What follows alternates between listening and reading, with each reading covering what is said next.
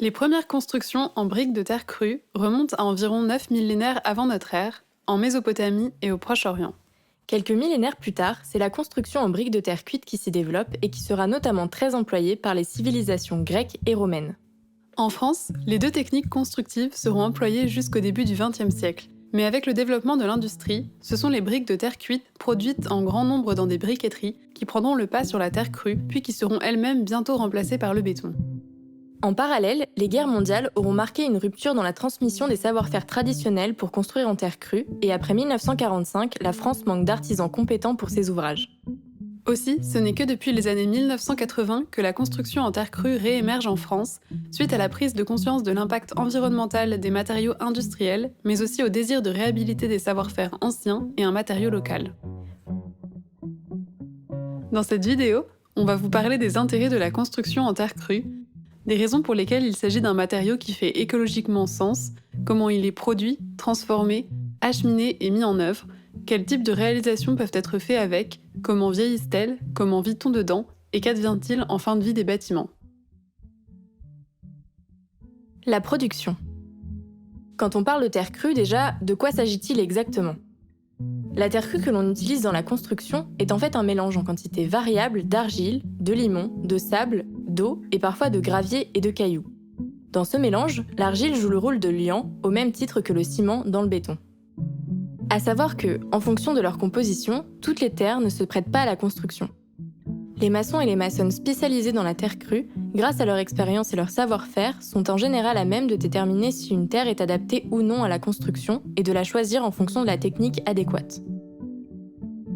Il existe également des tests en laboratoire pour caractériser la terre et savoir si elle peut être ou non apte à la construction.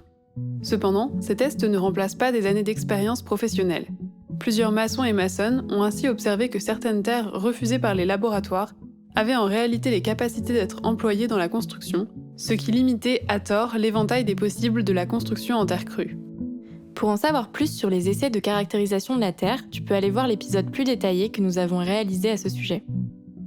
À noter également qu'il y a des régions plus propices à la construction en terre crue et à certaines techniques que d'autres, si l'on souhaite se procurer son matériau de construction sur place. Ce qui, dans le cas de la terre crue, est le plus logique et le plus avantageux. Les chantiers de construction neuves nécessitant presque toujours de creuser la terre pour poser des fondations, il y a en permanence des terres de remblai qui ne demandent qu'à être revalorisées.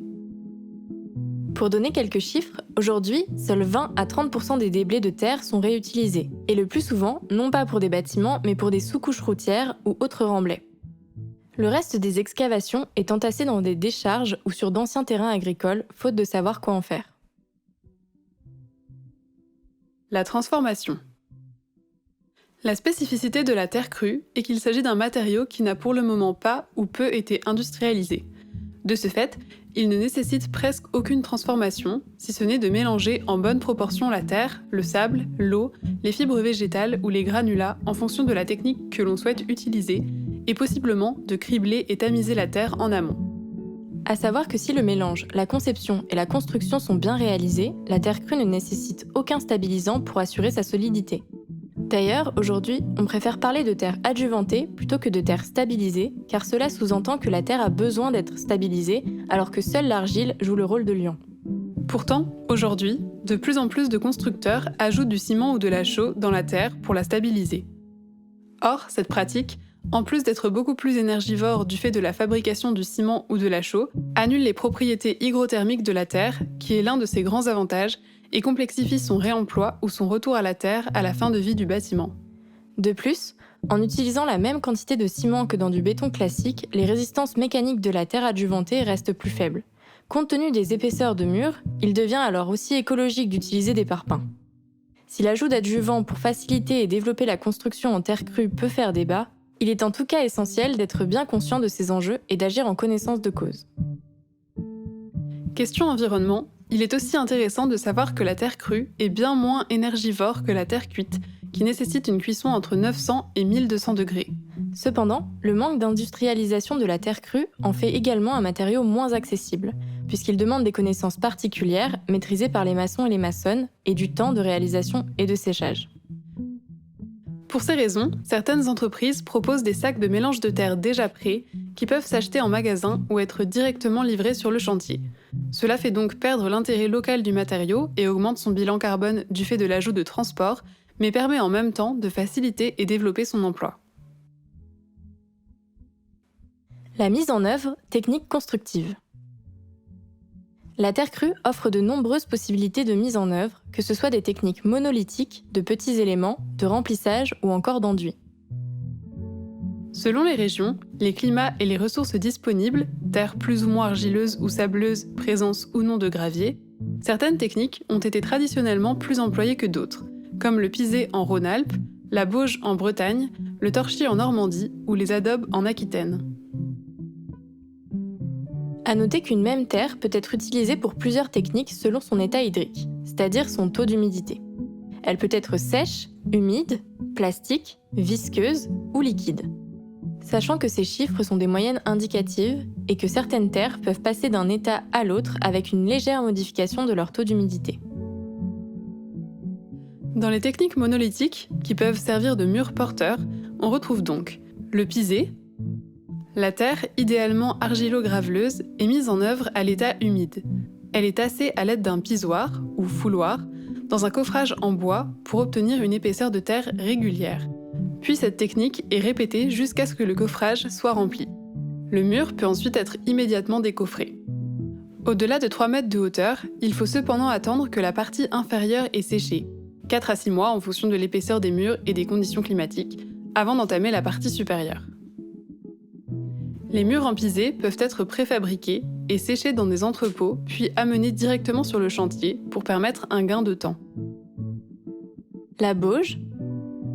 La terre est mélangée à des fibres végétales, comme de la paille par exemple, et est maçonnée en mottes de terre fines à l'état plastique. Ces mottes sont ensuite empilées et tassées manuellement ou mécaniquement jusqu'à atteindre 80 cm de hauteur, l'ensemble étant rectifié avec des outils en bois pour obtenir une première couche de mur suffisamment droite. Cette première couche va ensuite sécher partiellement, en général en 1 à 4 semaines, avant qu'une autre lui soit rajoutée pour éviter que la levée ne s'affaisse sous son propre poids. La hauteur du mur final s'obtient ainsi par superposition des couches. La bauge coffrée. Elle permet un gain de temps et d'efficacité en offrant un aspect fini directement après le décoffrage, mais aussi en permettant de préfabriquer les murs et de travailler sur le chantier en filière sèche. Dans les techniques de petits éléments, qui peuvent également constituer des murs porteurs, on retrouve tout d'abord les adobes. Pour celles-ci, la terre est sablo-argileuse et lui sont parfois ajoutées des fibres végétales ou animales pour augmenter sa résistance à la flexion. Le mélange est ensuite moulé à la main ou grâce à de petits coffrages rectangulaires en bois afin de façonner des briques. Ces briques sont ensuite séchées puis maçonnées à l'aide d'un mortier également à base de terre crue. On retrouve également les briques de terre comprimées, appelées aussi BTC, composées de terre sableuse à l'état humide et moulées mécaniquement pour obtenir des briques denses. Cette technique emploie cependant souvent une petite quantité de liant hydraulique, de la chaux par exemple, afin d'augmenter la résistance mécanique et la résistance à l'eau des blocs. On ne parle alors plus de technique de construction en terre crue.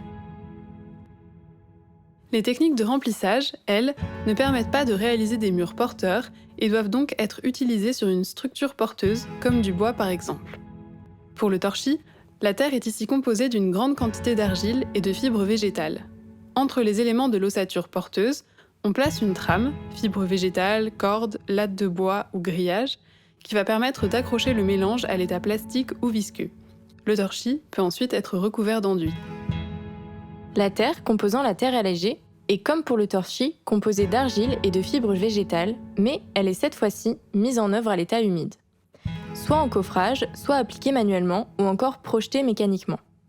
Si le mélange est coffré, il peut alors être préfabriqué pour ensuite être posé à sec sur le chantier.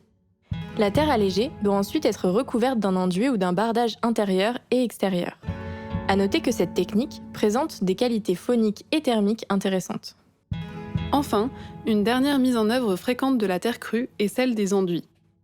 Les enduits en terre crue permettent de recouvrir les murs des bâtiments et de leur apporter une étanchéité à l'air, une protection au feu ainsi qu'une meilleure régulation hygrothermique. Ils sont en général composés d'une terre fine argileuse ainsi que de sable et ou de fibres végétales. Ils sont mis en œuvre à l'état visqueux à la main, à la taloche, à la truelle ou par projection mécanique. Le résultat final peut grandement varier en fonction de la granulométrie de la terre et de sa couleur. La mise en œuvre caractéristique.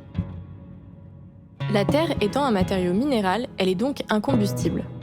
De plus, si la terre crue est mélangée à des fibres, ce classement reste inchangé tant que la masse volumique du mélange reste supérieure à 1300 kg par mètre cube. La terre crue fait aussi office de régulateur hygrothermique. Elle absorbe la vapeur d'eau présente dans l'air lorsqu'elle est en excès dans une pièce et la rejette dans l'air si ce dernier est trop sec. De plus, la Terre dispose d'une très bonne inertie, même si cela varie en fonction de l'épaisseur des éléments et de la proportion de fibres. Elle stocke, conserve, puis restitue la chaleur de manière diffuse. C'est ce qui permet aux bâtiments en terre de rester frais pendant des journées de forte chaleur et de se réchauffer la nuit lorsque la température extérieure baisse. Côté acoustique, les propriétés du matériau sont encore peu connues, mais sa forte inertie lui permet d'être utilisé comme masse phonique. Enfin, il faut savoir que les résistances en traction et en flexion de la terre sont très faibles, bien qu'elles puissent être augmentées par l'ajout de fibres. Par contre, la terre possède une bonne résistance mécanique en compression. En fonction des techniques de mise en œuvre, les valeurs courantes se situent entre 1 et 5 mégapascales. Cette résistance est certes moins élevée que celle du béton, mais reste suffisante pour construire des murs porteurs en terre, et ce, même sur plusieurs étages. Dans les règles de construction actuelles, la hauteur recommandée des bâtiments en terre crue ne dépasse pour l'instant pas le R+1, mais des bâtiments plus anciens en terre crue ont déjà été construits sur plusieurs étages et sont encore debout aujourd'hui. Autre point important à aborder, la terre ne contribue que très peu à l'isolation du bâtiment. En effet, sa conductivité thermique est d'environ 0,9 watts par mètre Kelvin, ce qui est très peu performant si on la compare avec celle de la paille par exemple, ou de la fibre de bois.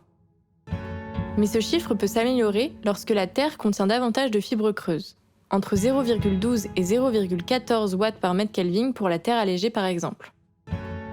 Si on souhaite un bâtiment en terre bien isolé pour des régions au climat changeant, il faut donc probablement envisager de coupler la terre avec un isolant. À noter cependant que, pour ne pas perdre les propriétés hygrothermiques de la terre, il vaut mieux éviter des isolants minéraux et synthétiques comme la laine de roche ou le polystyrène, qui ne laissent pas passer la vapeur d'eau, et privilégier des matériaux biosourcés comme la ouate de cellulose ou la fibre de bois par exemple, ou autres panneaux et éléments en fibre végétale ou animale. Mais d'autres avancées se développent sur cette question de la terre comme matériau isolant. Le projet COP-BOJ, par exemple, réunit de nombreux acteurs de la construction en Normandie et au Royaume-Uni afin de mettre au point un mélange terre-paille suffisamment isolant pour atteindre des performances thermiques intéressantes, le tout en revisitant les techniques de mise en œuvre de la BOJ afin de les rendre plus rapides et accessibles pour tous. Pour finir sur les caractéristiques de la terre crue, il faut savoir que, du fait de la diversité des terres, des techniques et des savoir-faire à travers la France, produire des données identiques pour tous afin de caractériser la terre est une entreprise ardue. Cela complexifie le travail des assureurs, qui ont du mal à obtenir des chiffres précis et fixes pour assurer les projets. Cependant, il existe un guide de bonnes pratiques sur la construction en terre crue, validé par les professionnels, pour aider à développer l'utilisation de ce matériau. Le meilleur conseil à retenir reste que, pour mener à bien et de manière optimale des projets en terre crue, il est nécessaire que toute l'équipe de maîtrise d'œuvre, architectes, ingénieurs, bureaux d'études et de contrôle et entreprises de construction, soit sensibilisée aux spécificités de la terre crue, en restant notamment à l'écoute des maçons et des maçonnes. Nombre de projets ont en effet été réalisés par des équipes pensant pouvoir appliquer à la terre les mêmes propriétés et contraintes que d'autres matériaux plus conventionnels. Ce qui a par la suite causé d'importants problèmes dans les bâtiments et détérioré à tort l'image de la construction en terre crue. Le coût. Nous l'avons déjà dit, le matériau terre en lui-même ne coûte presque rien, si ce n'est son transport. Cependant, la main-d'œuvre nécessaire pour construire, elle, coûte souvent bien plus cher. C'est particulièrement le cas pour les éléments porteurs ou les cloisons, dont la pose demande souvent beaucoup d'heures de travail et de savoir-faire. De ce fait, pour développer les constructions en terre, il est nécessaire d'anticiper la mise en œuvre pour la rendre aussi intelligente que possible et faciliter ainsi le travail des artisans. L'idéal serait également d'apprendre à valoriser davantage le travail humain et taxer de l'impact carbone des matériaux plutôt que le travail des ouvriers. L'exploitation. Plus d'un tiers de la population mondiale vit dans un habitat en terre crue. Nous imaginons facilement ces constructions sur les continents africains, sud-américains et asiatiques. Pourtant, cette carte, qui représente la répartition des constructions en terre crue dans le monde, montre la présence de bâtiments en terre sur tous les continents habités. Rien qu'en France, il existe actuellement plus de 2 millions de bâtiments construits en terre crue. Si la majorité de ces bâtiments sont des maisons individuelles à la campagne, d'autres sont aussi des bâtiments en centre-ville, parfois même des immeubles de plusieurs étages, comme certains immeubles lyonnais en Pisé. Exemple plus marquant encore, la ville de Shibam au Yémen, composée d'immeubles en terre crue datant du XVIe siècle. Bien qu'une grande partie ait été reconstruite au cours des siècles, la ville est encore habitée aujourd'hui et est inscrite au patrimoine mondial de l'UNESCO. De manière plus contemporaine, la terre crue est utilisée aujourd'hui pour de nombreux types de bâtiments. Même si elle reste majoritairement employée pour la rénovation, elle permet également de construire des bâtiments neufs, que ce soit des habitations individuelles ou collectives, ou encore des bâtiments publics. C'est le cas par exemple de l'Orangerie à Lyon Confluence, des bureaux en centre-ville construits en pisé préfabriqué. La fin de vie. S'il ne lui a pas été ajouté d'adjuvant au moment de sa mise en œuvre, la terre crue peut parfaitement retourner au sol une fois le bâtiment déconstruit. Il suffit pour ça de lui ajouter une certaine quantité d'eau pour qu'elle se désagrège. Elle peut également être humidifiée puis façonnée et séchée à nouveau pour servir de matériau à un nouveau bâtiment. C'est le côté un peu magique de la terre crue. Elle est réemployable à l'infini. Perspective et réseau. En France, plusieurs associations et collectifs œuvrent au développement de la construction en terre crue via la transmission des savoirs, la recherche et la pratique. Comme par exemple l'ARP en Normandie, l'Arezo dans le sud-ouest, Atouterre en Midi-Pyrénées, le collectif des terreux armoricains dans le nord-ouest, Terra, Oikos et Amaco en Auvergne-Rhône-Alpes ou encore Aster sur l'ensemble du territoire. La France héberge également l'une des plus grosses entités de recherche et d'action sur les projets en terre crue à travers le monde, le Cratère.